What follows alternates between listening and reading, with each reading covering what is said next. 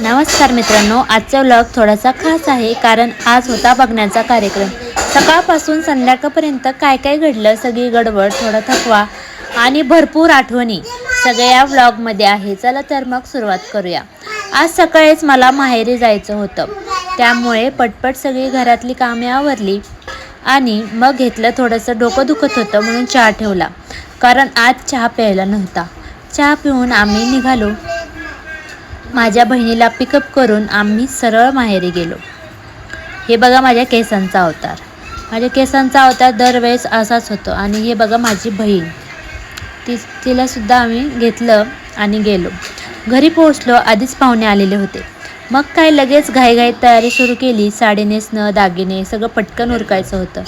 पाहुण्यांसमोर पायाला नमस्कार, थोडी घाई, थोडा गोंधळ, पण तोच खरा कार्यक्रमाचा भाग असतो ना। पाहुणे गेल्यावर थोडा निवांत बसलो, जरा वेळ झोपही काढली। थोड्याच वेळात स्वयंपाकाची सुद्धा तयारी झाली। मग आम्ही सगळे मिळून मटण बनवायला घेतलं।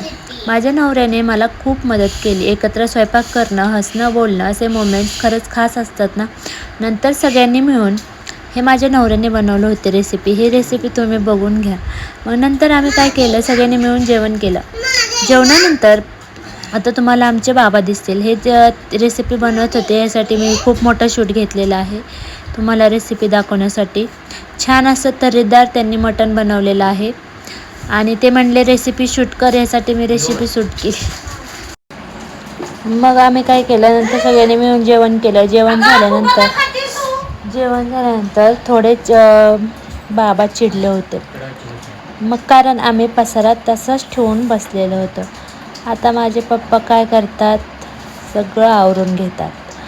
पप्पा आवरून घेतल्यानंतर मी लगेच उठले, थोडं शूट घेतलं, म्हणलं चला आवरून घेऊया।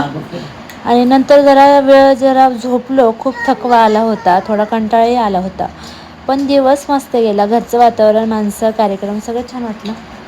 तर मंडळी, असा होता आजचा बघण्याचा दिवस। असे आमचे साधे सोपे गावाकडचे ब्लॉग पाहायचे असतील तर नक्की सबस्क्राईब करा। व्हिडिओ आवडला असेल तर नक्की